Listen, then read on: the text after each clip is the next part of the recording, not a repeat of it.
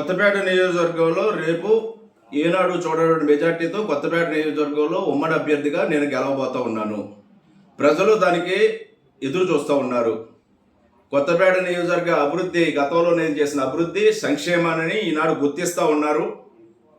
ప్రజలు దాన్ని గుర్తించి రేపు కొత్తపేట నియోజకవర్గానికి సత్యానందరావుని గెలిపించుకోవాలి. ప్రశాంత వాతావరణంలో శాంతి భద్రతలు కాపాడుకుంటూ అభివృద్ధి ధ్యేయంగా నేను చాలా కష్టపడి పనిచేయడం జరిగింది. దానికి ఈనాడు ప్రజల నుంచి నాకు గుర్తింపు లభిస్తూ ఉంది. నేను గ్రామాల్లోకి వెళ్ళినప్పుడు గ్రామాలు ఏకవుతూ ఉన్నాయి. అన్ని వర్గాల ప్రజలు కూడా ముందుకు వస్తూ ఉన్నారు. ఇది గత ఎన్నికల్లో ఏనాడు చూడనటువంటి అనుభవాన్ని నేను చూస్తూ ఉన్నాను. అది రేపు నాకు ఎంతో సంతృప్తినిస్తూ ఉంది. కొత్తపేట నియోజకవర్గంలో రేపు గెలుపు నల్లేరు మీద నడకే.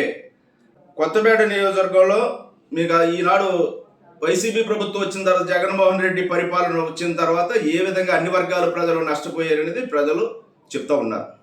అదేవిధంగా జగ్గిరెడ్డి గారు శాసనసభ్యుడిగా అధికారంలోకి వచ్చిన తర్వాత ఈ నియోజకవర్గంలో ఏ విధమైన అభివృద్ధి కార్యక్రమంలో చెప్పుకోదగ్గ కార్యక్రమాలు ఏవి పూర్తి కాదు. కేవలం సచివాలయాలు, వాలంటీర్లు, ఆర్బీకేలు తప్పితే నియోజకవర్గ అభివృద్ధి అడుగంటింది.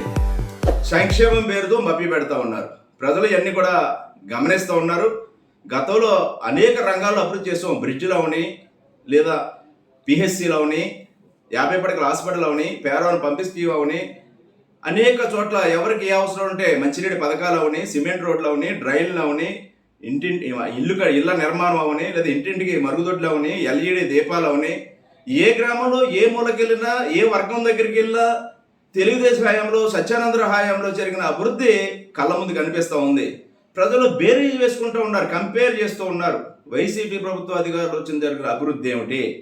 పోనీ ఇప్పుడు పాతకాలం అభివృద్ధి పక్కన పెడదాం.